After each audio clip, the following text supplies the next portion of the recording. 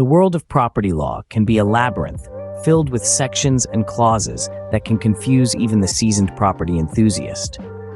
One such critical piece in this puzzle is Section 41 of the Transfer of Property Act, 1882. This section deals with the transfer of property to an ostensible owner.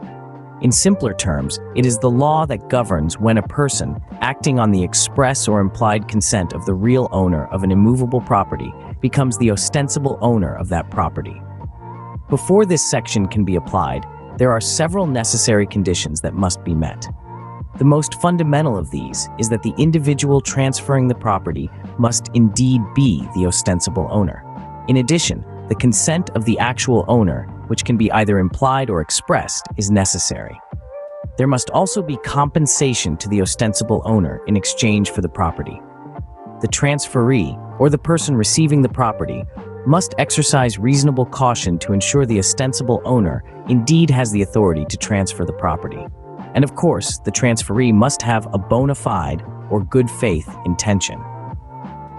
One important note to remember is that this section applies only to the transfer of immovable property, not movable property. Scene script, Section 41 of the Transfer of Property Act provides an exception to the general principle that a person cannot transfer a superior title to a property than what he holds.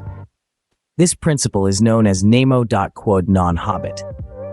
If the real owner entrusts a particular person with the title papers in a reasonable manner and makes him an ostensible owner, then a third party who trades with such an ostensible owner in a bona fide manner may obtain a valid title to the property as against the real owner. Understanding Section 41 is crucial in today's context. With the real estate market constantly evolving and transactions becoming more complex, it's of utmost importance to be aware of the legalities involved.